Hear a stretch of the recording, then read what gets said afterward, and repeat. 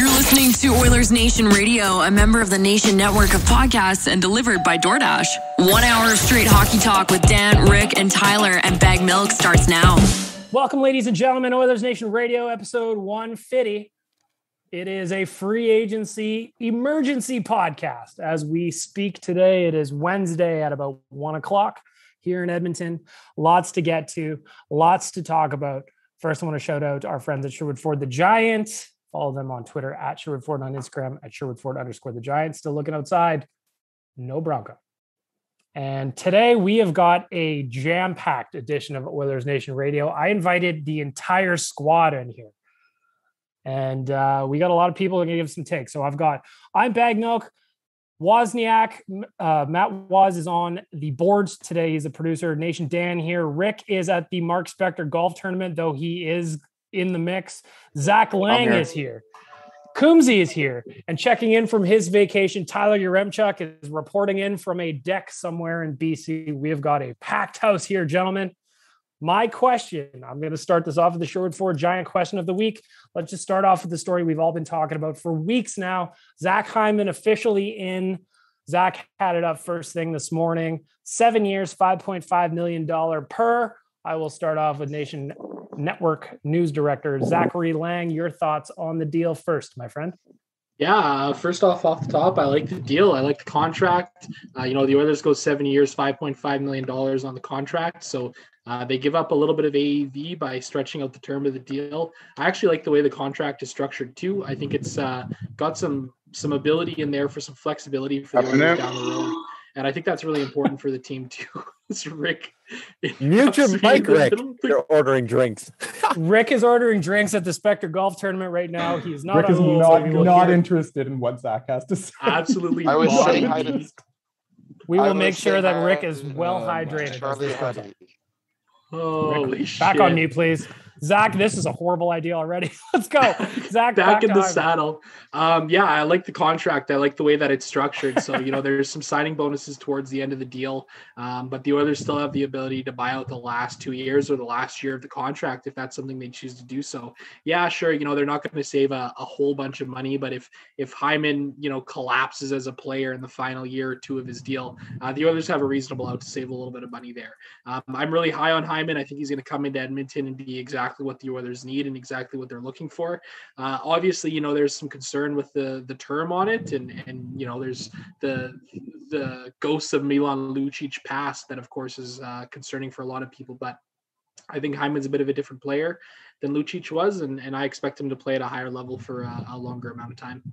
Yaremchuk, we're checking in with you on a patio in BC, buddy. You cannot get away on vacay without talking a little bit of Oilers. Welcome. No, yeah, the itch is alive. I woke up this morning and I was like, I'm not going to do much vacationing. I'm going to focus on hockey talk. And I'm going to agree with Zach on this one. I love the Hyman deal. I think when you look at the available free agents, he was, on paper, probably the best fit for this top six. He forechecks like a demon. I think every sort of section of the fan base is really going to love this guy. And they got it done for under $6 million, $5.5. Would have been nice to have it at like an even 5 if they would have upped the term to 8 years. I wish Toronto would have played a little bit more ball there. But at the end of the day, when you're shopping for a free agent, you're going to have to pay more because you're not giving up hard assets, right? So the fact that they were able to get this guy on a deal and add him for basically nothing but money, I think it's a dream fit. I think it makes their top six a lot more dangerous. Dan? Yeah, look, when Leaf fans are watching a player leave and they're upset to see that happen, that's a good sign for the team that's acquiring that player. Oiler fans, we do tend to look at the totality of a contract and kind of overreact to that, I guess. Zach Hyman makes the Edmonton Oilers better in 2021, 2022, 2023, and 2024, likely, with the term of Draisaitl and McDavid's contracts playing out until then. That's all that matters at this point. Let the next GM or the next GM worry about the rest of that contract. For now, the Oilers are better with Zach Hyman on this team. I'm going to check in with our correspondent in Toronto, Coombsy, Zach Hyman. Tell me about it. So one thing nobody's mentioned yet, and I think this is key, is that the Zach Hyman acquisition by the Oilers, him signing here as a free agent, is nice ammunition for every single time a Leafs fan says that Connor McDavid is going to bolt to his hometown Toronto Maple Leafs when his contract is finished. or demand a trade. Now we can throw that back in their face and say that one of your own, a Toronto native from the Eglinton area, wanted to go out west. So we can throw that back at them, which is nice. I imagine Zach got sick of walking around on Thursday, garbage day in the hot sun when it smells really bad, and he wanted to move to a place with fresher air. So that's a good one there. And I'll echo the same sentiment you guys all had. Zach Hyman, I mean, I pay a decent amount of attention to the Leafs, unfortunately, and he's quite good. He's really found the nice niche playing alongside Austin Matthews specifically. He was the guy that forechecked for Matthews, went in front of the net, banged in a bunch of rebounds. He was also a great penalty killer. I mean, we all know the contract's going to look bad later on in the end, but as Dan said, so long as they get really good 1, 2, 3 years and it helps them win right now when their key guys are in their prime, that's what we all want to see. And I don't know, I think Hyman's one of the better fits available on the market, and I'm glad that it happened. It's a hell of a lot of money, but I don't know, he earned it. He's had a lot of good seasons. Is what it is. Welcome to the golf course at the Mark Spector Golf Tournament. Rick checking in with some golf course analysis. You guys nailed it on the head there. It's we're in a win now type of situation, so you gotta buckle down and pay for what you gotta do right now. 4 years, 5 years from now, who knows what happens? Salary cap goes up, so his percentage of cap is going to go down at that point. For today, I do think we have a better team right now. That's all you can ask for. It's a little windy out there, Rick. Holy. Wow. Not even that windy. Golf in a tornado. Not bad. Rick is checking in from a tornado, so he has given his Hyman golf takes. A little breezy out here in the capital city today. Does anybody have a take on Hyman that they don't like the deal? Like for me, I'm with everybody in the set. I like it for now. We can worry about what happens in year 5, 6, 7 later. You know, it's kicking the can down the road a little bit, but what it does without question is help the Oilers today. Does anybody have a take where they don't like it? Might be the only concern that I have, and there's quite a few Leafs fans who have kind of said something similar, is there's worry with the injuries. It was during the playoffs. I think it was one of the times they lost to Boston, one of the 7 times that happened. I think he tore his ACL. I can't remember 100% what it was, but he had knee surgery and he plays a very physical style. So there is a bit of concern that this might crater pretty quickly. Like, we don't know how many good years we're going to get on Hyman just because physical style, bad knees already, but the only thing I'd add to that is, like, if it's injuries that derail it, like, I mean, we're watching Tampa Bay right now acquire every LTIR player in the world, right? Like, if Hyman gives you 2 good years or 3 good years and his knees blow out and he's like, shit, I can't play anymore. Like, that's kind of why LTIR exists. Like, him getting injured in the back half of that deal, you know, you can almost get out of it easily in that sense because you just LTIR him. I guess the concern would be that, you know, he goes down consistently in these first few years when you want him to be productive. So I'll agree with Cam on that. Like, the one big concern would be that this guy just doesn't stay healthy. Waz, I'll give you the last word on Zach Hyman. Your thoughts? The overall was a pretty good signing in general. I think, my only concern is that if the injuries tend to reoccur a bit. But other than that, I think he's the ideal top 6 winger that the Oilers need right now. I'm excited, man. I think this is going to be a good fit. Like, if you just look at the reactions, yes, there's the injury concerns. Yes, the contract's long, all that. But if you look at the reaction from Leafs fans losing Hyman today, they lost a good player and a team and a fan favorite. And I just got a feeling that this is the kind of player that this city will love, especially his work ethic. He can score a little bit. He's tenacious on the puck. That is the makings of a player that this city loves. Speaking of a player this city loves, well, he is on the way out today, gentlemen. This was the one that kind of kicked the hornet's nest on Twitter this morning. Ethan Bear is going to the Carolina Hurricanes, has been traded to the Carolina Hurricanes for McLovin. Warren Fogle is coming in. And for me, bright side of this deal is we get to use all the McLovin GIFs and pictures on Twitter throughout the season and coming seasons with Fogle. But the cost of losing Bear, that's a tough one. I'll start off with Tyler here. What do you think about losing Ethan Bear? I don't like it. I think, again, it's another deal here, and it goes in line with the Duncan Keith deal where you like adding the player. Like, Warren Fogle's good. I'm also happy to have Duncan Keith, but it's just another example of poor asset management by Ken Holland.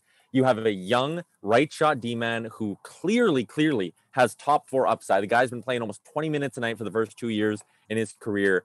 you trade him for a guy who, when you look at the Oilers depth chart with Nuge, Hyman, and then Fogle, Fogle's not going to be more than a third line winger for you. He kills penalties. He forechecks hard. I get it. He's going to be that style of player that you want to have in your bottom six. And for years, the Oilers have struggled to get goals from their bottom six. So hopefully he can help there.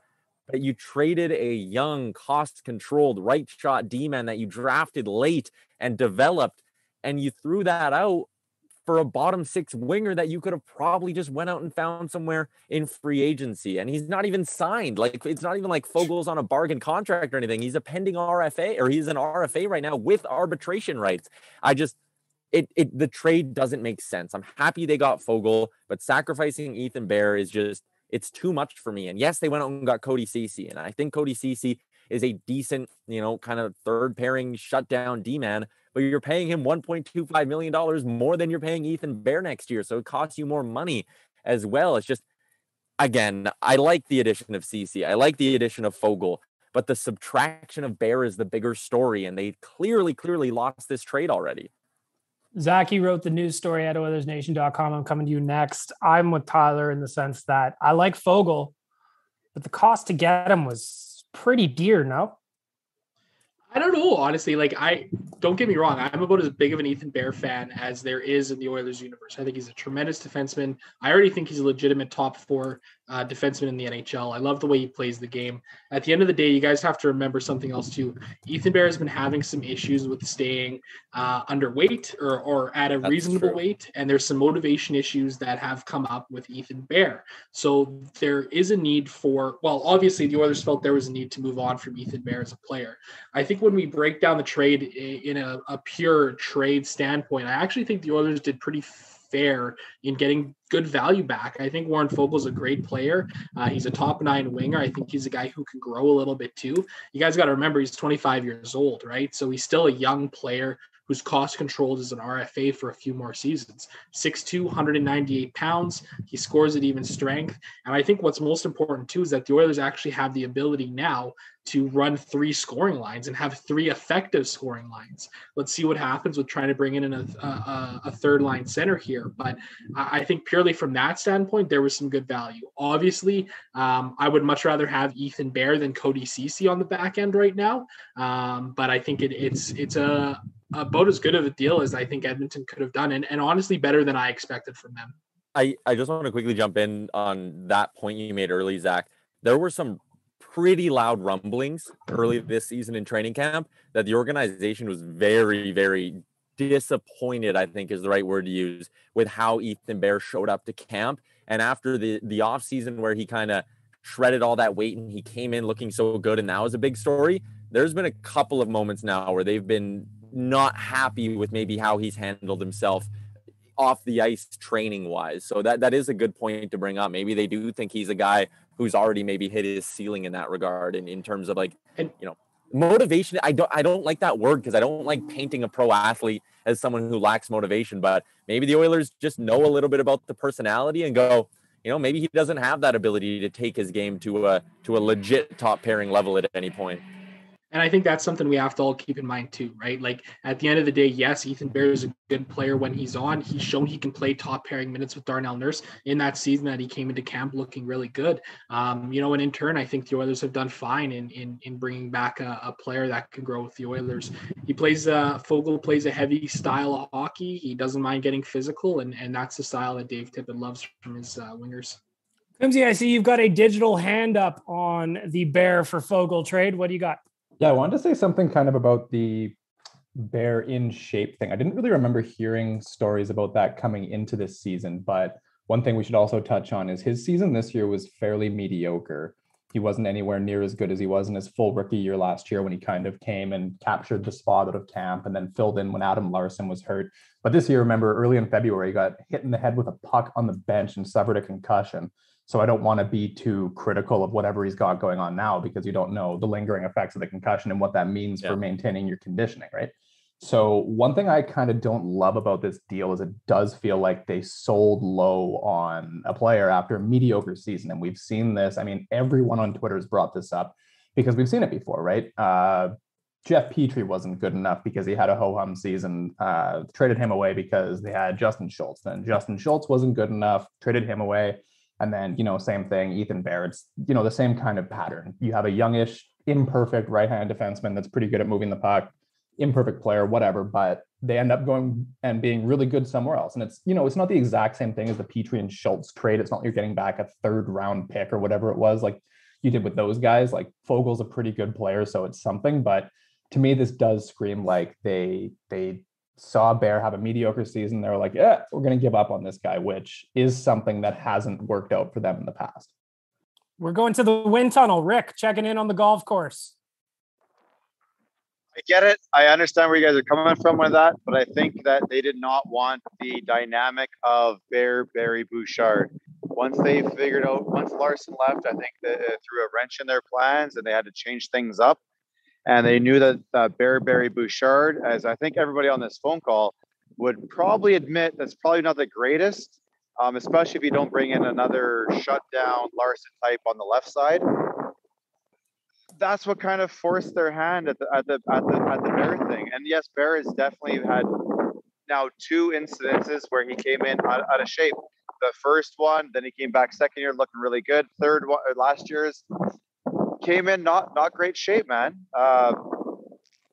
That shows something to what your team is going to be. If you're looking at a player going forward, I'm not so sure the rest of the team wants to be there. What if Connor saw him like that? What if Leon saw him like that? Why do you want to bring him along? I get it. However, what I'm going to say right now is I instead of looking at the people who are like upset Bears leaving, I'm looking at the Carolina fans who are upset about Fogle leaving and trying to find the positives out of him. I do believe that what he's going to add to our middle 6 is probably going to be a big step. And I get it. You're moving similar types of players, similar age, similar salary, kind of from a defenseman to a forward. And I think obviously we have a hole now down our right side, at least in the long run. Barry 3, Cece for 2, 4. Bouchard here, we're hoping he's here till 2050 or whatever the hell. I get it. I understand why we'd be upset about losing a guy like Bear, but I think what we're going to see overall will be a step up. So I believe this team has taken a step forward in terms of regular season and playoffs, and therefore I think it's the way we need to go. I get it. It sucks losing players. I don't want to pump my tires, but I was one of the first on board with Bear. I bought the jersey the second it was allowed to be bought, in that weird 3rd jersey thing we bought, just to prove that I was behind the guy. But, there's a lot of people out there saying that Warren Fogle is going to bring a lot to us.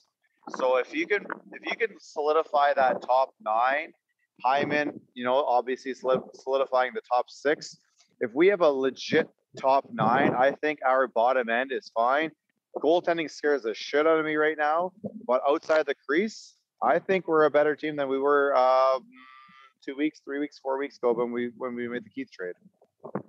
Dan, you're next up. I saw you talking about Ethan Bear on the old tweet machine. What do you got?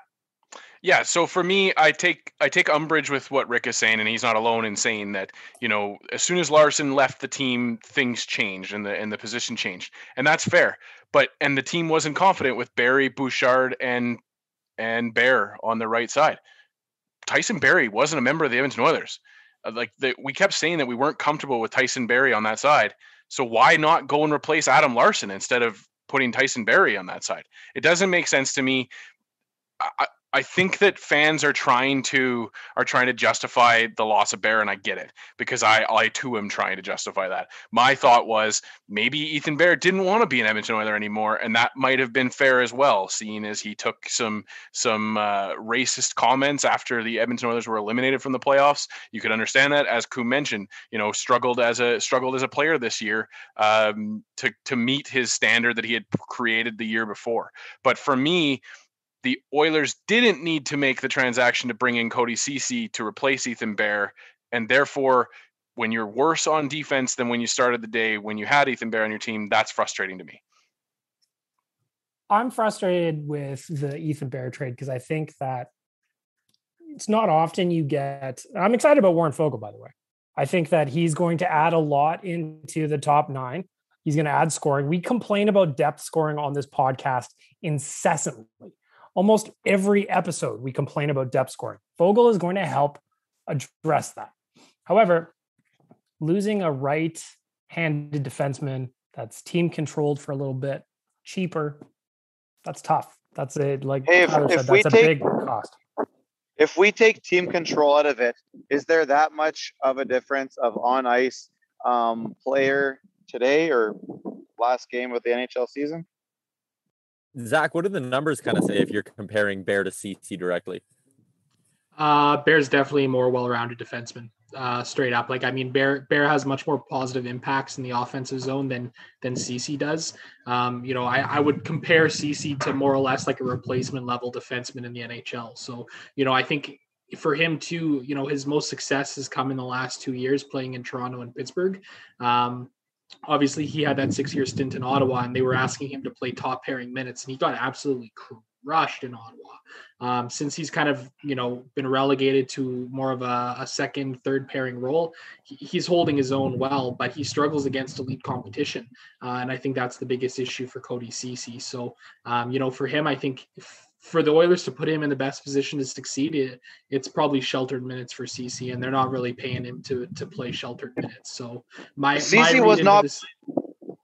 Sorry, go ahead. Sorry, go ahead. Finish up. I was just going to say, I think, the Oilers have the mindset right now that their defense is going to look like, Darnell Nurse and Barry on the top pair, Duncan Keith and Cody Cece on the second, and then the third pairing of Chris Russell / William Lagesson and Evan Bouchard. And I don't think that's a very good defense in terms of trying to stop the bleeding defensively, which is the biggest issue the Oilers had last year. And that's something we all got to remember too. In the last couple of days, though, I heard that CC's levels of competition was spread out pretty evenly amongst everybody from the bottom to the mids to the highs, and that he had decent numbers. Are those comparable to what, and I don't know if it's the exact same charts and the same people, blah, blah, but does Bear play exactly the same against the high level as CC does? Because from what I understood in Pittsburgh, okay, and now Rick went on mute, so I think I know what you're getting at there, buddy. But yeah, I think very good job that one. Yeah, I meant to go on mute of that. Oh, okay. Well, you totally cut out there. Let's just talk about Cody Cece then, because he was brought into, I don't know if he's replacing Bear or Larsson or however you want to look at it. 4 years by 3.25. I don't think he's as good as Larsson, first of all. I think the replacing Ethan Bear is questionable, but that's where we're at. Tyler, what do you think about this deal for Cody Cece? Yeah, I kind of like what Zach was saying there, and I trust Zach's ability to look into kind of the numbers on this stuff as well. He's a guy who, if the deal was for 2 years at $2 million per, I'd go, hey, this guy's going to come in and be a pain in the ass for the other team's forwards, and he can be a good third pairing D-man. The issue is you're paying him to be a second pairing D-man, and I get a little bit nervous because, Zach talks about, trying to shelter his minutes.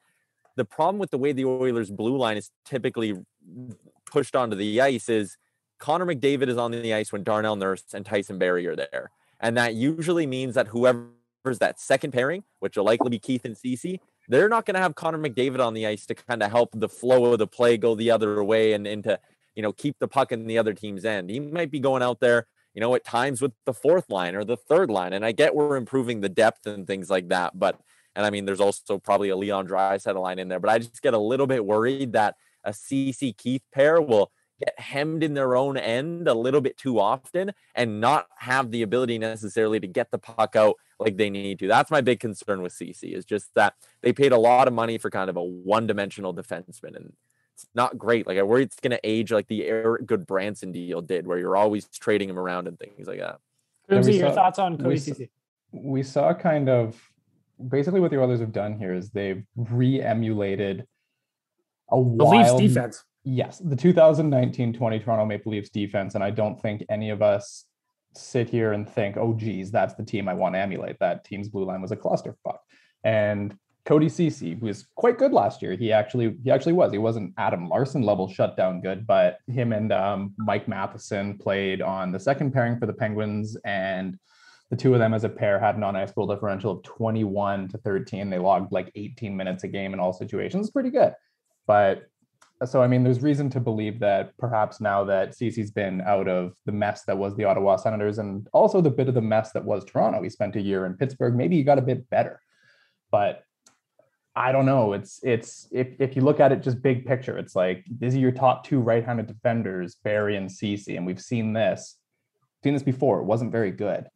So we really do have to hope that the Penguins unlock something with Cece, and he's figured out a new game. He's got something. He's a little bit older. He's a little bit more experienced. We really have to hope that's the case, because him taking on Larsson's role, which is arguably the most difficult role in Edmonton's blue line, because as Tyler said, Nurse plays a lot of minutes with the top forwards.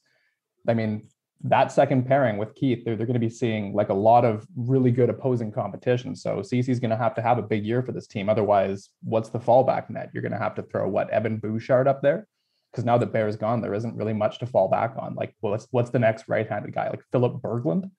There isn't anywhere else to go. Well, what if they think Bouchard is ahead of, like, what if they think Bouchard is like a 2.5 RD right now, like not quite a 3, a bit above a 3? Like, do you see like a bit of a him and Cece just eating up the rest of the minutes type of a situation, 50-50? Would that not be? What we could see is, I mean, if Evan Bouchard takes a huge step forward this year, maybe we see him play on the second pair with Duncan Keith, and there's two guys. Keith plays hard in the defensive zone, and then you have Bouchard, he moves the puck effectively, and then all of a sudden your third pair is Russell/Lagesson and Cece, which maybe isn't that bad. I think Cece, if he's playing 16, 17 minutes a game on that shutdown pair, just worrying about the defensive zone, it's not terrible. So there's ways this could work out, but I do think actually a big X factor is how good is Evan Bouchard this year? Speaking about X factors, how I see a time limit here, 3 minutes left on this podcast. What does that mean? I don't know. I've never had that pop up before. No, I think it'll after 40 minutes. Is it actually, or is it going to automatically? Zoom stops after 40 minutes unless you've never. So if you have an account and this is your first time recording something, they'll give you a free extra unlimited thing. Oh. But otherwise, we'll have to start a new call. Well, we'll see what happens here in 2 minutes and 37 seconds. I enjoyed one of. That is very much the way we do things. Well, this will be this could be a 6-part podcast here. But first, while I've got a couple of minutes here before the break, this might be a perfect time just to say, hey, Bixler's Jewelers. They're part of this here podcast. If you go to Bixlers.com, they've been around since 1785, Coombsy. Can you believe it? Maybe you want a NHL licensed engagement ring. Well, our friends at Bixlers are here to help. Anything you need. Bag Milk, thank you for that good read in there. As Bag Milk mentioned, they do have officially licensed jewelry for you to purchase for yourself. And using the promo code BixlersNation10, you get yourself 10% off of NHL licensed gear until the end of this month. So you got a couple more days. And congratulations for listening to our emergency podcast. You got yourself 10% off Bixler's Jewelry. Get it now. Get it before the code is over at the end of this month. That's Bixlers_Jewelers on Instagram and Bixlers1785 on Twitter. I am now looking at this countdown clock. We've got a minute here and 25 here. I don't even know where to go from here because I'm looking forward to seeing what happens. We've got maybe no time. We might have to start a new podcast. So I might just bullshit here for a couple of minutes. Looking around the league quickly, is there anything that really surprised you? How about Laurent Brossoit getting the bag from Vegas? Yes. Like, why did they feel the need to go $2.5 million or almost $2.5 million for 2 years? The Fleury trade was bananas. But isn't $7 million? Yeah. $7 million for your goaltenders is just fine, no? It's not the worst. Well, okay, but the problem with Chicago taking him is that, like, how do you not, before you do that deal with Vegas, be like, hey, can we call him and, like, make sure he's not going to retire if we acquire him or something like that? Like, it was just weird. There's no way. I don't. I meant $7 million for Vegas.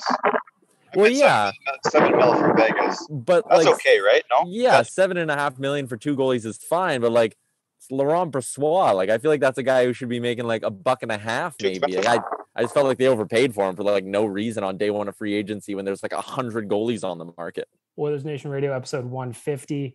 It is the emergency podcast. It's free agent day today. We talked about Zach Hyman. We talked about Cody Cece. We talked about Bear trading. One thing I want to touch on quickly, Tyson Barry's back. 3 years, $4.5 million per. Very marginal raise over where he was at last year. Some Oilers fans very excited. If Josh T. Park was in here, he'd be pumped. Some very upset. I want to know where you guys are at. I will start off with Mr. Zachary Lang. You posted the article at OilersNation.com first thing this morning. Tyson Barry, yeah, an interesting deal to say the least. It's a shorter term deal, only 3 years, $4.5 million AAV. Look, it's clear that Tyson Barry is a very good offensive defenseman. He can push the pace offensively. He can help put up points and stuff like that. But, the biggest concern, obviously, is his defensive game. He's not a very good defensive player. And for the Oilers, we saw last year that, he played all of his time with Darnell Nurse on the top pairing, and they got stapled to the Connor McDavid line. And they played some chaotic, high energy, very high event hockey, and they still managed to outscore the opposition. So I guess in one sense of the term, that's a positive.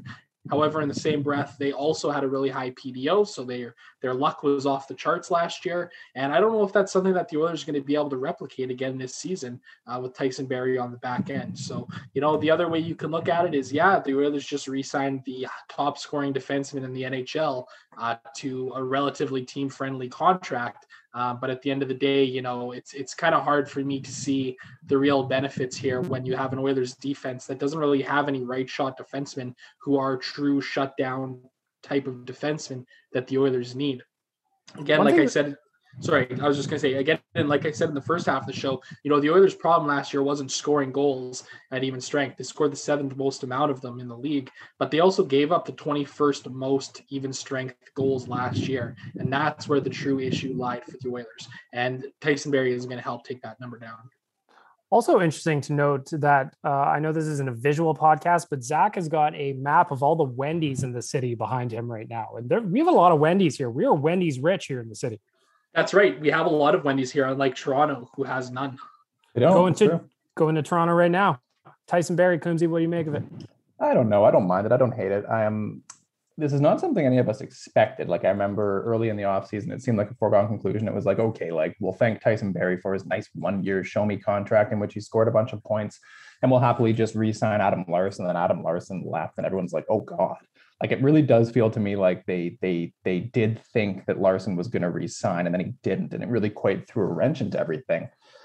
So now you've got Tyson Barrie here, and I don't really know exactly where he best fits on this blue line. Like, he seemed to generate some nice chemistry with Darnell Nurse, but I don't know. That line plays with Connor McDavid all the time, so it's hard not to do well. Is Tyson Barrie really the kind of player that's actually driving success? Because what you want to see from a D-man like that is, okay, Tyson Barrie's so good offensively, you can chuck him out there with your third line, and then they'll generate goals because this guy moves the puck so well, or he's so good in the offensive zone. But what he basically is just like a complimentary player that lines up alongside whoever your other good guys are. And I think they honestly already had that with Bear. And I think they might already have that with Bouchard if they didn't with Bear. So it's kind of a bizarre fit. I wish they had just focused on adding defensive guys. As Zach said, the Oilers need to allow fewer goals. I wish they had just spent the cap space on defensive guys to replace Larsson's minutes. And Barry does not do that. Tyler, coming to you. Tyson Barrie, 3 years. Yeah, like you guys both touched on, you've kind of covered every base with it. You're getting the guy who led the NHL in scoring by a defenseman, who was, a fairly big part of the number one power play in the league last season. Like, there's a lot of reasons to like Tyson Barrie coming back. The puck moving, his ability to make outlet passes. I like all of that in his game. But again, like I heard Ryan Rishaug today on the Free Agent Frenzy on TSN kind of say the Oilers' goal heading into this offseason was to defend better.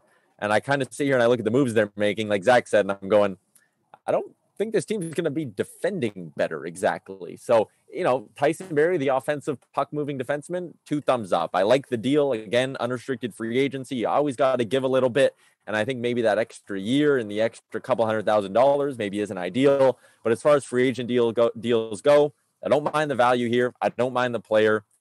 We'll see how things turn out. Like, just going to be weird to see how they handle Evan Bouchard on the power play. Like, is Darnell Nurse going to be totally off the power play now? And are they going to do like Barry for a minute, then Bouchard for a minute? It's a bit of an open competition. It'll just be interesting to see how it plays out. But yeah, I read a piece from Nugent Bowman today as well that kind of talked about how they did think Larsson was coming back, and they had kind of closed the door on Tyson Barry. And then when Larsson dips, you kind of have to reevaluate things, and maybe scrambling isn't the best word, but it sounds like they were scrambling a little bit. Another hole that the Oilers have in the lineup currently is the 3C position. There's a couple of names that we're talking about. I know Stauffer today on the show mentioned Derek Ryan. Ryan Getzlaf has been mentioned. Tyler, I know you wanted to mention Getzlaf. Yeah. Well, we're getting a report. We got an early report from Kevin Weeks that said he was going back to Anaheim. And then Chris Johnson, I think Eric Stevens came out and kind of threw some cold water on that and said it's not done yet. And now we have Shane O'Brien, who does a podcast, former NHLer, obviously, who is reporting that it's a 1-year deal for 4.5 with Getzlaf and the Anaheim Ducks. Hasn't been confirmed by a big name insider yet, so it could still just be hearsay. But if Getzlaf is off the market, like Hall is off the market as well, I'm not sure, aside from Derek Ryan, how many good 3Cs there are still out on the market. And I think the Oilers kind of missed the boat, maybe not getting a guy like Nick Bonino, or potentially like Getzlaf just would have been a dream fit in my eyes. So I'm a little bit disappointed with how the 3C thing is folded out so far here today. Get everyone else's take on that, and then I have another question I'd like to float to the group after. But who wants to jump in here? Dan, what do you think? Ryan Getzlaf seemed like a name that we kind of had hoped for here in Edmonton, but it may not happen. Yeah, well, and in addition to Getzlaf going off the board, a lot of other, quasi good 3C options did go as well. Holla was grabbed. Just trying to think off the top of my head, and I can't think of more. Bonino went to San Jose, so a couple of good options there did also fall off the board. So that's not great. The thing that I've seen floated around a few times is the option of maybe sliding Nugent Hopkins down into that spot. Now, as an organization, you may change that. Looks like Tyler, that was what Tyler wanted to touch on later. Yeah. But it's you wonder if Ken Holland's now going to pivot to trying to find further winger help and shift that to the 3C, the big 3C that everybody's dreamt about, with McDavid, Draisaitl, and Nugent Hopkins as your top 3 centermen. What that might look like for the team going forward. I think it's fun. I love the idea of having those 3 stacked on top of each other, but I still think if you're going to do it, we need more wingers. I think that you can't just play Nuge at 3C with Fogle on one side and some corpse on the other side and be like, why aren't they producing any points? I don't get it. Like, it can't be that way. If they go and get more skilled wingers to make it work, then great. And then obviously you can adjust where guys go. Maybe Hyman's with Draisaitl, maybe he's with Connor. You never know, right? Or like there's another option too that is probably going to start getting talked about here a little bit, is what happens if you just leave Connor and Leon together? And then all of a sudden Nuge is your 2C guy and he's got Hyman to his left or right. That could also be an option. Having Zach Hyman in the mix and Nugent Hopkins re-signed kind of gives you some options there. You guys are missing one thing, and I need to bring this up because it seems everyone's forgotten for some reason, but the Oilers still have Kyle Turris. Finally, somebody's bringing an option to play third Gregor center. reported that he stayed in Edmonton to like really work on his game, and he's like, by all reports, very motivated to win a job next year. We'll see, right? Waz, you're making sounds over there. What do you got to say, buddy? No, I just like the idea that Kyle Turris can maybe have like kind of a comeback season with the Oilers. That'd be interesting. I like it. That would be interesting because, last year during free agency on the Emergency podcast for ON Radio, we were all kind of excited about Kyle Turris. Dan, you got your finger up. What's up? Some breaking news coming from Andy Strickland says that there is a second team in addition to Colorado who are vying for the services of Darcy Kemper. And Darren Dreger is on top of that report as well, saying a better offer has been made by that second team, according to a source. So we might not be going anywhere here. We might be sticking around. Can we know that? Watch live on the air. Could you imagine like a Koskinen plus trade goes to Arizona for Kemper? So let's own it in. Let's let Armchair GM Yaremchuk hop in here and see what we can do. What if there was a deal that was Koskinen Benson, and the first round pick. So there's a lot going the other way there. But what if you're getting Kemper? Maybe there's an extension, maybe there's not. But they're also throwing in one of their young centermen. Like, what if you're getting Christian Dvorak in this deal as well? So you're losing the money in Koskinen, you're paying a premium to get rid of that money, but in one sort of foul swoop, one move, you're getting a young 3C and you're getting your starting goalie. What if that's what this big offer is? Zach, you're nodding your head. You like the sounds of what I'm pitching? Absolutely. I'm all over it. I'm really high on Christian Dvorak. I got to watch him play back in 2016 at the World Juniors, not the World Juniors, the Memorial Cup that was in Red Deer here. I went down and covered it. I've been a big fan of Dvorak's game. Underlying numbers, tremendous player. The numbers really, really like Dvorak as a second line center. You want to talk about adding some real flexibility to your forward group. If the Oilers were able to pull some kind of a trade like that, I would be all for it. Absolutely. Because then you've got a legitimate 3-scoring line team. Like, full stop. You go McDavid and Draisaitl. You can run Dvorak or Nugent Hopkins as your second and third line centers there. You got guys like Kailer Yamamoto, Zach Hyman, Warren Fogle all coming into the fold here as well. That would be really potent. I'd be a huge fan of that. We will keep an eye on what happens with. Are the Oilers the second team in on Kemper? You'd have to think that they said yesterday that the Oilers had interest in Kemper. That'd be nice. That was the report. Who were the other teams that were initially Toronto was as well, but they're off. I wrote about this. Carolina won't be interested anymore. Yeah, I'm not sure. Like, I'm trying to kind of figure out the goaltending market right now. Like, Seattle's out of the mix now. Like, Buffalo is still kicking around. They kind of need a goalie. Buffalo needs a lot of things. It said Colorado, Philly, Toronto, Carolina, Edmonton. Carolina could still sign another goalie because they only have Freddie Anderson. They signed him 2 years, $4.5 million. The Leafs have Campbell and Mrazek they just signed. Philly just acquired Martin Jones. Yeah. So they're probably out in Colorado's now without Grubauer, who's out in Seattle. So Colorado makes some sense. Colorado makes sense. And I wonder, go ahead, Zach. You have to imagine the Oilers are in on a guy like Darcy Kemper, right? He checks the boxes for the Oilers. He's exactly what they'd be looking for to be a starting goaltender. Tyler Yaremchuk is fist pumping. George Springer home run. Let's go. No, let's go. Unrelated. That's right. That's right. Gonna go tweet that's right from the Jizz Nation account. Give me 2 seconds. Mm-hmm. You'll love to see it. We are truly just wheeling and dealing today. Hey, like, we don't know what's going on. I want to know how many of you guys think that it's realistic to expect Koskinen and Smith for a third tour of duty. Is that an option for the Oilers right now, or do they have to make a move? I think they need to make a move. Go ahead, Woz. No, I just think they got to make a move because you see all the mistakes that Koskinen made last year, and I think if you can land Darcy Kemper and get rid of that contract, I think that'd be the ideal move right now. I don't think anyone's confident in having Koskinen come back and being a backup with Mike Smith. Like, unless Stuart Skinner or Stalock somehow secure a spot, I just don't see that happening. As we're talking right now, I see Zach Hyman is doing his introductory kind of presser with the Oilers. It's cool, man. Best-selling author, as Zach Lang says. 2 Zachs. And the not-so-common Z-A-C-H spelling. You love to see it. You just really do love to see it.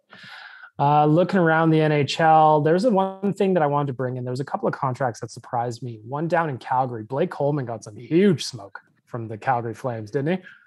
Brad putting all his chips in the middle here. Like, this is his last crack, I think, to win with that group. Because if you're walking Gaudreau to unrestricted free agency, that's so good. I love that they're not blowing it up, because they're going to sit there and they're going to wait and they're going to try it with this like wildly flawed, mediocre team. And you have Gaudreau's 1 year from free agency, Monahan's 2. So if this is shit and Gaudreau has a season, then you're not going to get that much at the deadline. It's just perfect. Dan, you're waving your finger. Flames not going into rebuild. Great. Love to see it. That's exactly it, Coob. We talked about it on this podcast last year at the start of the season, where it's just, you look at that Calgary team and you're not inspired by them, and they got worse. They lost Giordano, who was, one of their top defensemen and their captain. Tkachuk has taken a step back from what he was years ago. Johnny Gaudreau is not going to drive your offense for you. Blake Coleman, sure, he adds something to the team, but like that team is Jacob Markstrom or die. Like, I don't know. It's sad. It's it's not sad to watch at all. It's fun to watch as an Edmonton Oilers fan, but yeah, it's been fun to watch Flames fans be excited about our moves this offseason because they have done nothing. I'll tell you one thing right now. I can't hear what he's saying, but Zach Hyman has a huge smile on his face, and that makes me happy. And a Gretzky Andy Warhol painting behind him. I see that too. Rashog just sending out some quotes here. Says Hyman says his wife hadn't had a chance to see Edmonton before, so he bought a ticket and they came out together. Said, quote, checked a lot of boxes once she got here for a visit. Went to Wem, you know? Well, yeah, let's see the water park of Edmonton really saw the Walterdale Bridge. It's the Talus balls, to be honest. It's got to be the Talus balls. It's the smell. It doesn't smell like piss. He's over it. He's been in Toronto for 30 years. He's over the piss smell. It is what it is. I wonder if they took a helicopter tour over the River Valley.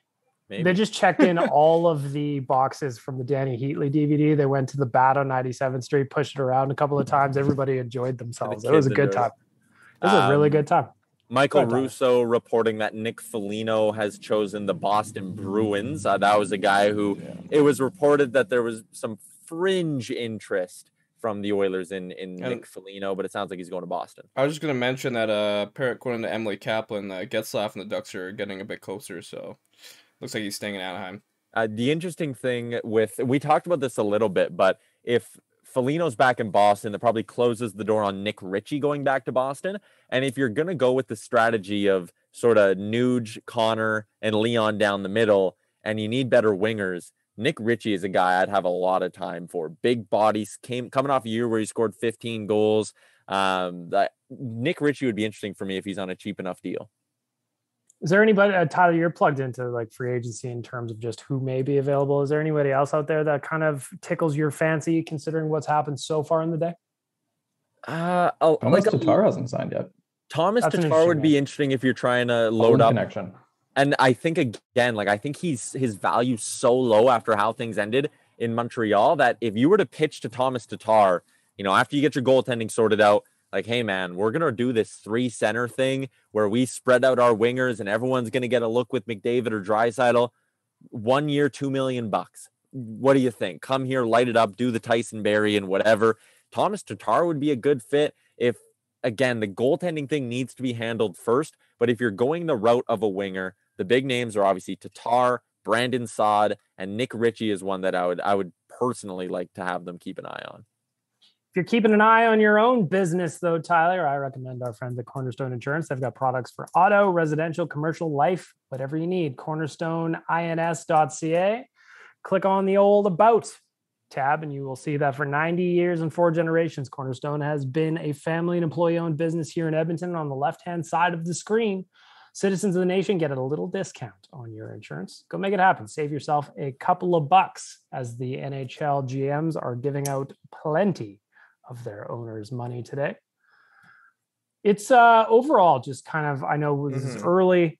We're still at 2:00 here on day one of free agency. How would you grade the Oilers roster turnover so far? Where they're at game 4 against the Winnipeg Jets to where they're at today. Do you think, first of all, are they a better team? And if so, how much better? If you have the reverse, if they're not, how much worse? Tyler, you're making interesting faces. Yeah, I don't know. There's change, so that's like exciting, right? So from that perspective of like giving us shit to talk about, I mean, we haven't even gotten to the fact they bought out James Neal. There's change, but they gave up a lot to make that change happen, and they spent a lot to make that change happen. So that's why I'm just kind of sitting here and kind of wincing. And if I had to throw a letter grade on it, I'm going back and forth like a C+. Is that fair? They didn't like the Hyman deal changes it in my mind though, because they did go out and get one of the best free agents on the market. B-. The problem is the blue line. Like it's hard. And we don't know what the goaltending is. Yeah, we don't know yet. It's not a finished product, and it's also hard because a lot of it comes down to the Duncan Keith move still. I mean, this is exactly why I didn't like the trade in the first place is, you committed to $5.5 million over 2 years for this guy. And just looking at who's gone where, like I'd have rather thrown cash at Derek Forbort than gone and done that. Right. Like that's what it comes down to is, so you've now lost Larsson and Kulikov, which was a fine shutdown pair. Kulikov was pretty ho-hum. Larsson was very good. And now you have Cece and Keith. And I have a very hard time telling myself that Cece and Keith is superior to Larsson and Kulikov. But Edmonton's better up front. They have Hyman now. Hyman's good.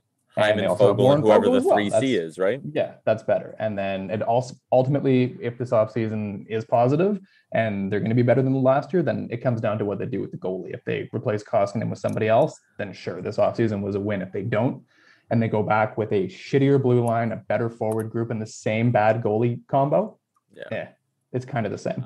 I gotta jump out of here, boys. So you guys enjoy Kemper Watch. I'm very sad that I'm leaving it, but my vacation duties call. So any final thoughts on free agency before you go, Tyler?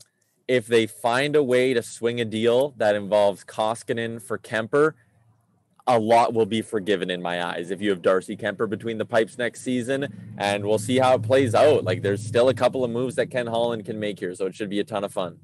There goes Tyler. We are losing him to his vacation. We've already lost Rick to the wind tunnel. Yeah. The tornado has thrown him into space. Oh, I was going to ask one question to you guys. I know I should have brought this up earlier, but I just want to know, why was Ethan Barry such a valuable asset? Zach, you want to jump in on this one? This is more so just for the people who were kind of more so like hating on like Ethan Barry, because there's a lot of people who were kind of against him. They thought it was a good deal that we traded him away, but it's like, why was he such a valuable asset to have? Well, where do we begin? So I guess first and foremost, with a guy like Ethan Barry, he was a late round draft pick, right? So he's taken 4th, 5th round. So first of all, you know, the fact that he's actually stepped into the NHL and played 100, 200 games already in and of itself is a success story, because we don't typically see late round defensemen being able to do that. On top of that, he's a right shot. We know right shot defensemen are always more valuable than the left shot guys. For a guy like Barry, he's posted really, really strong underlying numbers analytically. That's actually shown his ability to be a strong two-way defenseman in the NHL.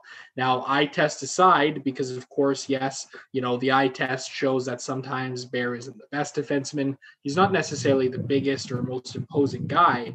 But for a young player to be able to control and push the pace of play, not only offensively, but defensively at such a young age, I think is exactly what made a guy like Ethan Barry so valuable.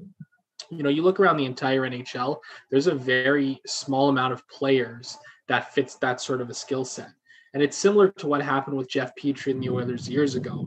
And something that I was actually looking at the other day is when you look at their isolated impacts in the offensive and defensive zone, Ethan Barry at 23, 24 years old is doing things that Jeff Petrie still isn't doing now that he's reached his early 30s. You know, so I think that's why a guy like Ethan Barry has been so highly valued by so many people in this market. Sam, what do you think about the fans that are kind of down on Ethan Barry? And you said it earlier, they kind of sold low, really. It did. Yeah, you said Dan, not Cam. My bad. Did you say Dan or say Cam? One syllable name. Go for it. I was just gonna say too, like Zach covered the on ice stuff, and Coom can cover it even better than I. But the thing I would say too is off the ice. Ethan Barry is a great ambassador for Indigenous youth. Does a lot of work within his own people to try and advance that group and move them forward. And that can't be understated. I know that that's not a reason that you don't make a trade or don't make a transaction in a business, but it can't be understated for a guy like Ethan Barry. Coom, you go ahead. Yeah, I feel like memory is really short here for everybody. It's Ethan Barry wasn't very good last year. He really wasn't. Like, he was fine.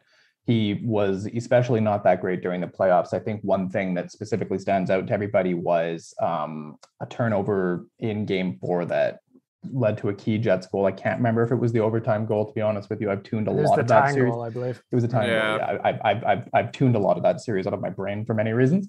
But we're not very far removed from a 22-year-old defenseman playing 71 games and logging 22 minutes a night and putting up 21 points and having a very positive goal differential. I mean, it's very uncommon. You find players that do that.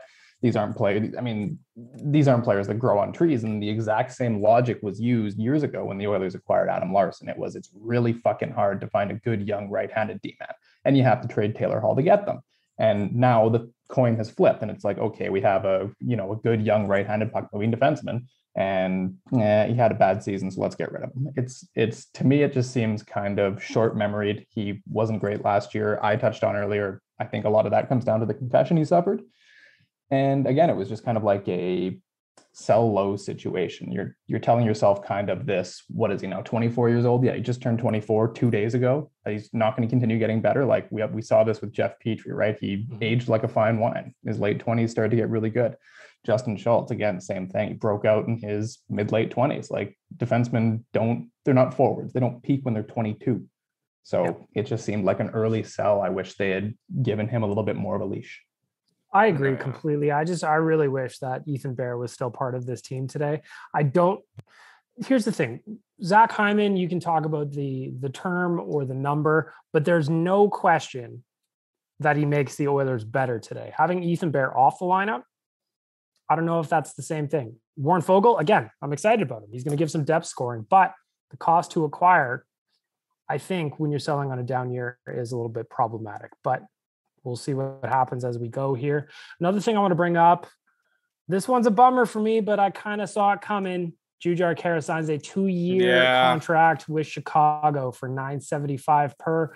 He's the kind of player that when he's on his game, he's very effective in a bottom six and penalty killing role. However, he's also very streaky. He's a guy that you look back at a season from a couple of years ago when he scored 10 goals and you're like, yes, Jujhar, this is the guy. But then it kind of disappears a little bit. And then you combine it with hopefully some concussion issues that are behind him. That's a understandable but tough loss. I want to talk Jujhar Khaira for a second. Zach, what are your thoughts on Jujhar going to Chicago? Yeah, I loved him. Well, I don't love the fact that he's left the Edmonton Oilers. Let me make that clear.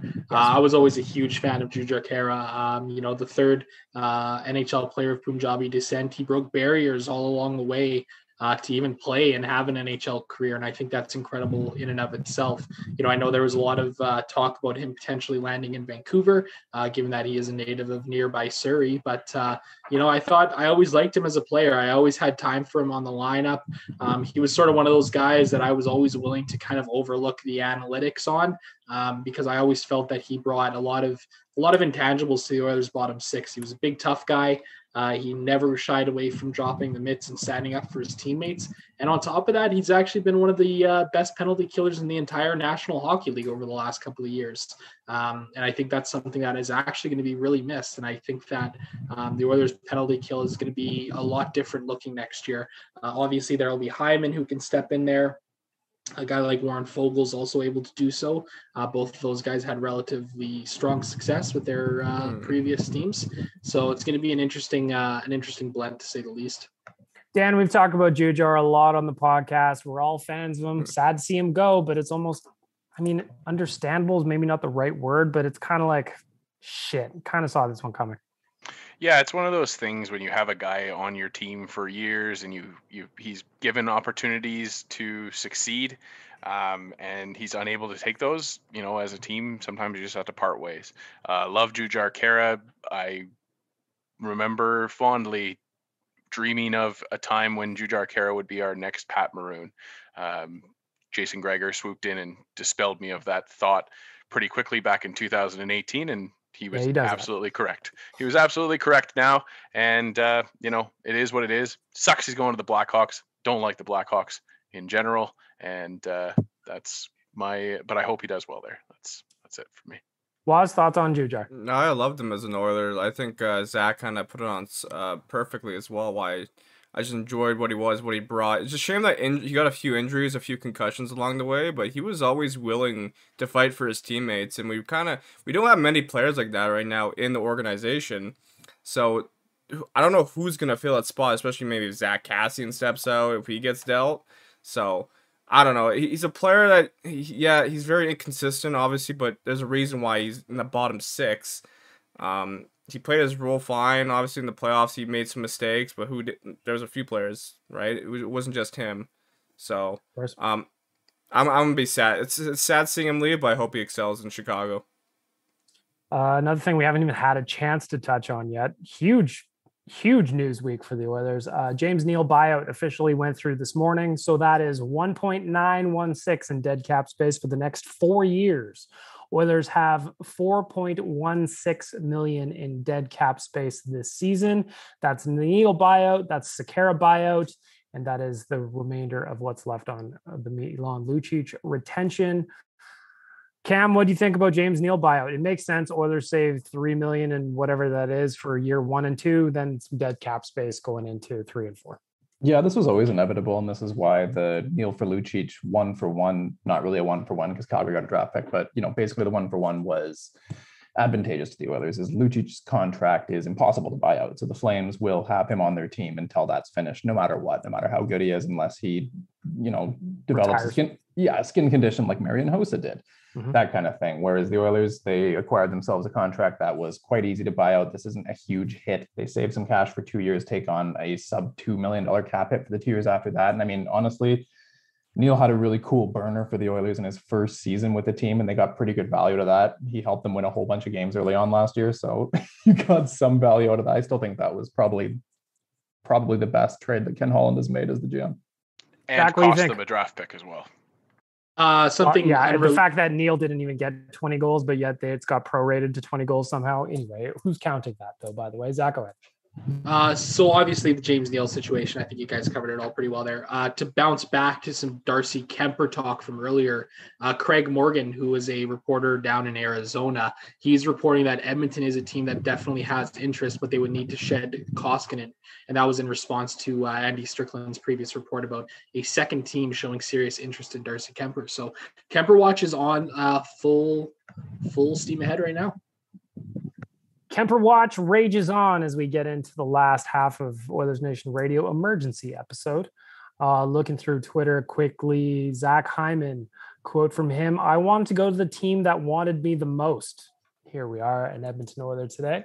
I think for the most part, people are excited about Zach Hyman. We'll complain about the contract another day, but not today. Not today.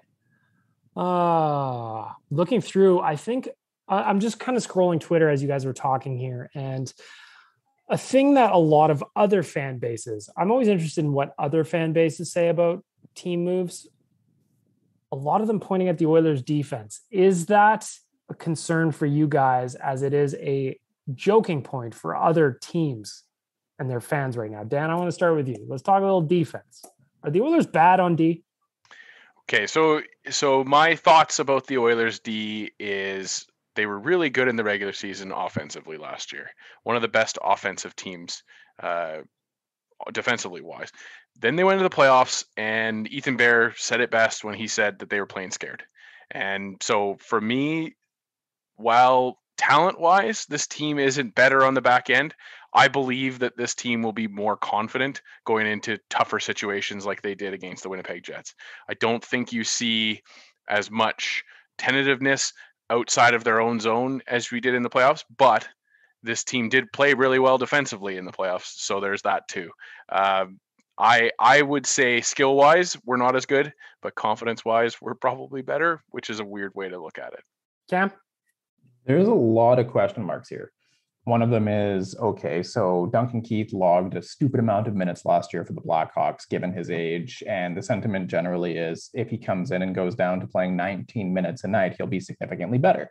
Now, we don't know if that's actually going to be the case. He's 38 years old. Another one, again, as I mentioned earlier, was Evan Bouchard. How good is he going to be next year? Only played, a handful of games in 2021. He, watched from the press box most of the season. He didn't play in the AHL. He had some games in the second league in Sweden. We don't really know what to expect from that guy next year. Cody Ceci, same thing. Had a pretty good season in Pittsburgh, but are those skills going to translate? Did he have a great relationship with his, D-pair partner? Did he, get along with the coach really well? Did they teach him something? Is it different? Like what's going on there? We don't know. There's so many question marks, but what I will say is that I think the Oilers blue line will be kind of what Dan was saying. I don't know if it's a confidence thing. I think they're going to be tougher to play against. Duncan Keith isn't an easy guy to play against. He's the kind of guy who will cross-check you in the face. Cody Cece is the kind of guy who will elbow you in the jaw. They're not going to be easy to play against, but I do kind of worry about the skill on the blue line. I don't think there's puck moving is going to be a bit of a challenge, and I really do believe the X factor is Bouchard. How good can he be in his first full season in the league? If he comes in and he's very good, then Cody Cece's all of a sudden a third pairing guy, and it looks a lot better. But that really is the big X factor, and it really is hard to it's hard to look at this blue line on paper and say that it's better now than it was last year, because I think we might underestimate the extent to which Adam Larsson is a loss. He was very good. He's very, very good in terms in terms of what he did in his job. he did it, and I think that if your replacement is Cody Cece, I think Oilers fans have kind of got to recognize that it is. Cam's right. Evan Bouchard's the wild card here. Evan Bouchard is the guy who, if he steps up and he plays well beyond a third pairing right-hand defenseman, that you need that. Yeah. Right. You need him to succeed because he is a major cog in this. Essentially, it's the Oilers gave up. Well, they gave up Bear because Bouchard's here and Barry's here. So, Bear's gone. So there's a lot, I wouldn't say a lot of pressure on Evan Bouchard, but there is some in terms of the decision made to have him as play a major role, which I think he can do, limited at bats last year, but we'll see. Zach, if you're thinking about Evan Bouchard, do you think there's pressure on the young kid given what's happened on that blue line since the season ended? Yeah, I think there's an element of it. I think the fact that, Evan Bouchard is expected to come in and be an everyday defenseman in the NHL this year for the Edmonton Oilers. Ken Holland has not shied away from mentioning that in any of the press conferences that we've heard. So, the expectation is that Bouchard steps in and is a solid defenseman for the Oilers. Now, let's not forget that, Bouchard has shown some success so far in his brief time in the NHL. Dating back to his days in junior hockey, he's ran the power play. He did that in the American Hockey League very successfully. And something else that's really important too is that Evan Bouchard also can kill penalties. It was something that he was doing down in Bakersfield for the Condors. And I think that's something that everybody has to keep in mind when we step into this next season. I think Bouchard's going to step in and be a really, really good defenseman for the Edmonton Oilers next year and surprise a lot of people. Here's hoping, right? Like we need him. I think, Dan, any final thoughts on Bouchard before we move into hot and cold performers? I myself am excited that it kind of signals to me that this organization is ready to move forward with him. But it's absolutely a correct concern to have that a player in his rookie year may not live up to the expectations of the organization. Therefore, we're in trouble. Deuce Vodka, of course, is the vodka brand from our friend Brett Kissel. If you look at his Twitter account, sometimes you will see him wearing Nation gear. And he's a very handsome man, very handsome and talented. Now he's got a vodka brand under his belt as well. DeuceVodka.com. If you go there and click Find in Store, there's a store locator for all of the places where you can get Deuce Vodka and enjoy it responsible. Maybe free agency is so exciting to you that it is time for a Caesar or a cocktail. Maybe a vodka soda. It'd be delicious. DeuceVodka.com. Go check it out. As we do every week, we start with our veggies here. It is time for the cold performers. And this one's going to get interesting because there's more people here. 6 of us. Nation Dan, you're first up on my screen. Your Deuce Vodka cold performer of the week. My Deuce Vodka cold performer of the week is going to go out to people like myself who just see stuff on the internet and we take it for gospel. Recently, something leaked out from Elliot Friedman's podcast about how Adam Larsson apparently doesn't like that Oiler fans were talking badly about him, specifically the trade is 1-for-1 line. That took fire and caught fire, and the Oilers Twitter has created another civil war around talking negatively about a player and how the player might see you talk negatively about him or joke about them. And it's all nonsense. It all turns out it was a misquote. Friedman didn't confirm anything, and he was just like you and I, wondering why Adam Larsson wanted to leave Edmonton. So my cold performer of the week is going to be people like myself who don't do the research themselves and just take what other people say to be the gospel. Make sure you check your sources, people, before you get inflammatory. So that's my cold performer of the week. Burr. I also saw the tweet going around, and I heard the hit when Friedman was talking about it. And it was like Dan said, he was just kind of like thinking out loud is kind of what it was. It was, but there's nothing confirmed. It's like today when I said, I wonder if Ethan Bear wanted out of Edmonton. That is not a question based in any kind of factual reality. It is just me throwing out a thought, speculation, wondering if it sticks. It's banter. Yes. I really hope. Oh, sorry. I was going to mention. I really hope Sportsnet does one of those like special pieces when like the Kraken play Edmonton, and it's like Adam Larsson on why he left and whatever, like during the second intermission and whatnot. I don't want to see it because it'll just make me sad. We've already lost Clefbaum and Larsson. Our Swedish All-Abs team is getting. They like to do that. There. They like to make sad things during intermissions and all emotional. I'm like, okay, sure. Yes, they do. Zach, you're up next. Your Deuce Vodka Cold Performer of the Week, sir. My cold performer of the week is the elevators in my building. They went down last week, and we had a fire alarm at 11 o'clock at night, and I had to walk down 16 flights of stairs and then had to walk back up 16 flights of stairs not long after. So they're my cold performer of the week. Burning the old legs. Absolute quad that's workout. cold. Stair boys. Stair boys. You're just getting ready for our Vegas trip, buddy. That's right. That's right. Coombsy, you're next up. Cold performer of the week. I wasn't sure if I wanted to make this a hot or a cold, but I have one for hot, so I'm just going to make this my cold. I don't know if this will make any sense, but seldom do I say things that make any sense. So, cold performer, Toronto Maple Leafs, because they allowed the perfect player to fuck them over next year to sign with the Boston Bruins. Nick Felino, who they aggressively overpaid for at last year's trade deadline and was a complete mess for them, accomplishing literally nothing, has signed a 2-year deal with the Boston Bruins. So pencil in that he's going to score the game-winning goal in probably at least 3 overtime games in the Leafs' first-round series loss to the Bruins next spring. Oh, that's cold. Of course, we're doing our own sound effects here because Tyler doesn't have his board. He's not even here. Waz, you're next up. Deuce Vodka Cold Performer of the Week. This is tough. I don't know where to go. I kind of want to... Hey, Zoom. Yeah, Zoom honestly screwed me over a couple times here, making things a little bit hectic. But I kind of want to go to the Oilers management and what they've kind of done with our defense, making it so...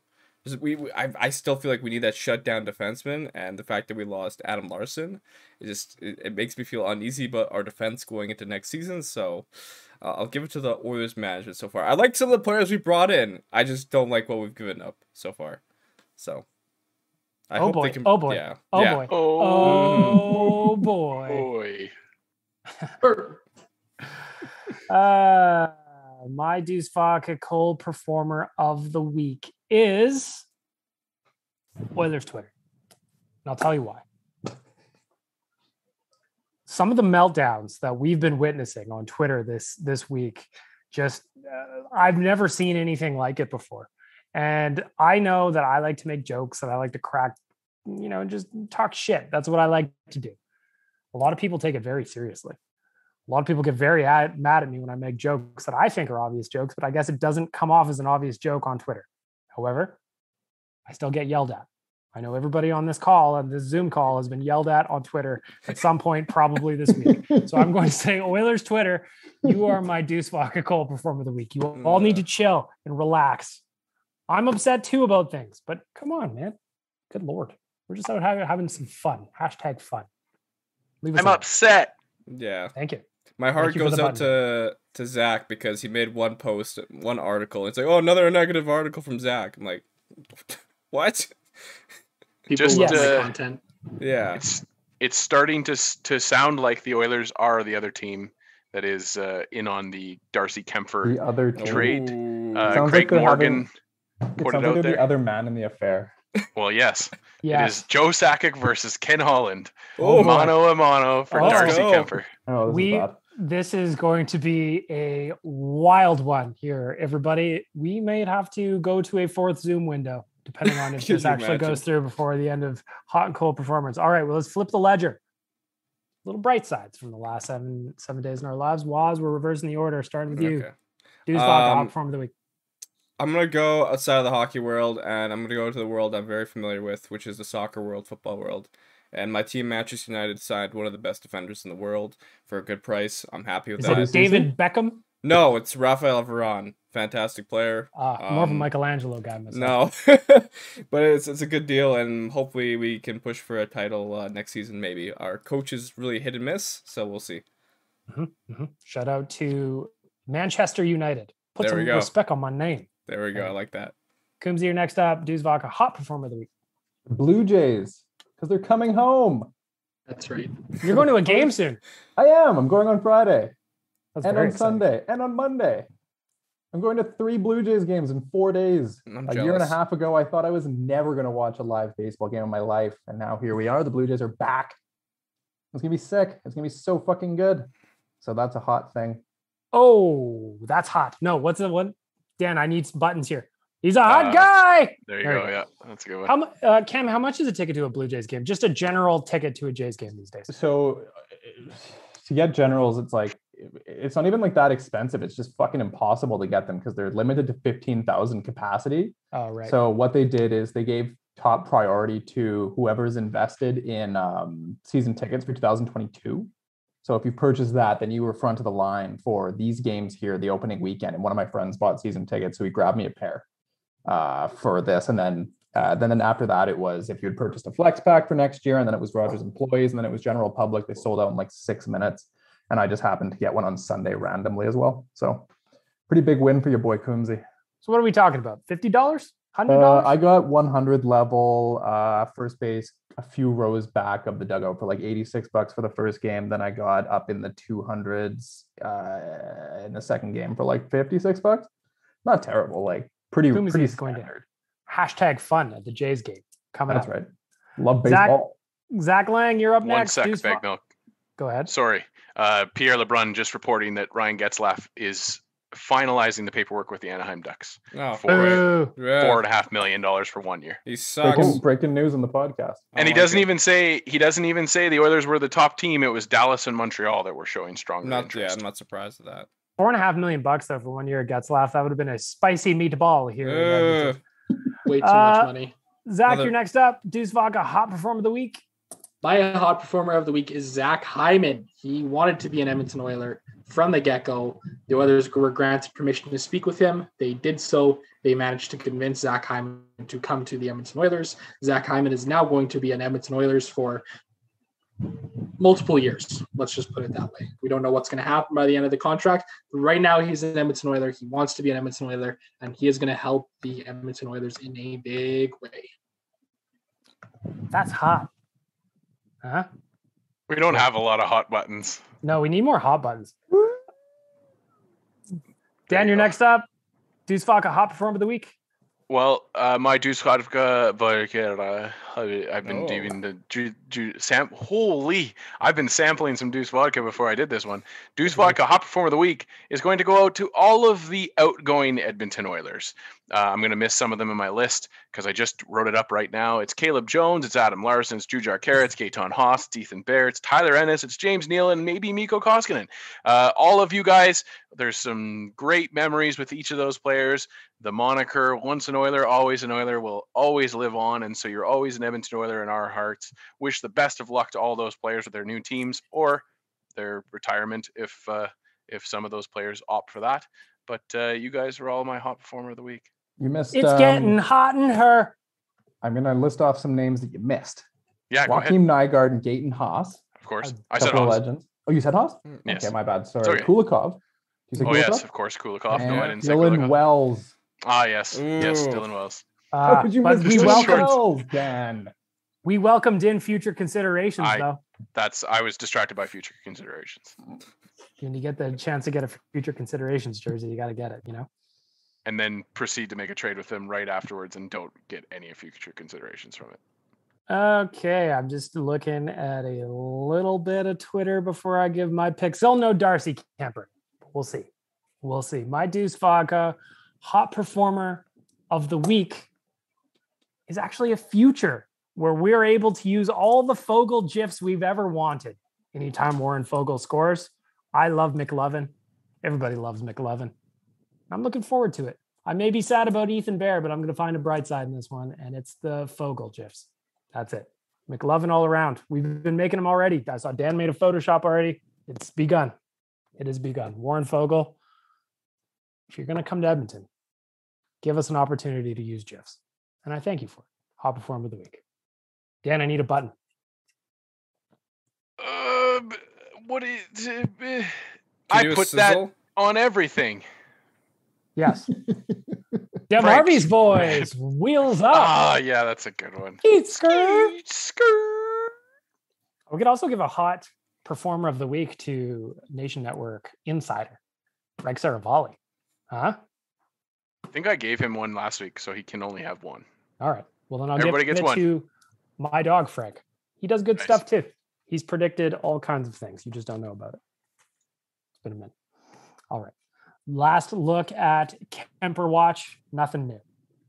There's nothing new here. So we're going to shut it down.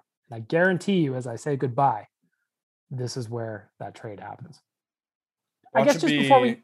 I was going to say, Linus Ullmark has apparently signed with the team, but we just don't know yet. Maybe it's Edmonton.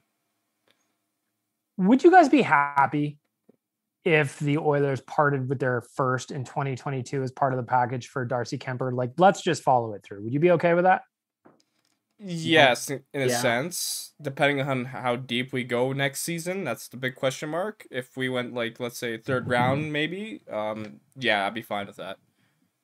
Zach, what do you think? Yeah, I'm all in. The Oilers need to seriously address their goaltending, and I think Kemper's the number one goalie that would seriously help the Oilers. So yeah, I'm in for it. Kumzi? No, I don't. I have to know exactly like what's going on there. If they give up a first and they also take Koskinen back full on, and there's something else coming back, like maybe a prospect or a middling guy, like a winger, like maybe Bill Kessel half retained or something like that, then sure. But Kemper was pretty bad last year. He's had a lot of injuries. It's also like his numbers might be inflated because the Coyotes are actually pretty good defensively. So I think that's a bit of a gamble for a guy with only 1 year left on his deal. I just think there's better goalies out there if you're going to throw away your first round pick. Dan? The only thing I'll say is we can't go forward with a tandem of Mike Smith and Mikko Koskinen, one or the other, and we've signed Mike Smith, so to me we have to replace Mikko Koskinen. And while Koom is right, absolutely correct about Darcy Kemper and the question marks there, if the cost of acquisition is to have him come in and Mikko Koskinen out, I'm okay with that still. We'll see what happens. It's day one of free agency. This is the emergency podcast. Waz, good luck piecing this one together. That'll be interesting. 3 separate Zoom calls it took to get this one in, but we did it. Best wishes. We made it. So I am Bag Milk from Waz, Coom, Zach Lang, Dan, Rick, Tyler, and the Great Gazoo. This has been Oilers Nation Radio, episode 150. Free agency still goes on. We may be back, or we may not. Thank you again to Sherwood Ford, Bixler's Jewelers, Cornerstone Insurance, and Deuce Vodka for making it all happen. And for you listening, we'll be back on Friday at our normal bat time on the normal bat channel. Thanks, everybody. I'm so excited Koom is here. Shout out Rick's Wind Tunnel. Best wishes. Thanks for listening to Oilers Nation Radio, delivered by DoorDash. Don't forget to hit the subscribe button and give us a follow on Twitter and Instagram.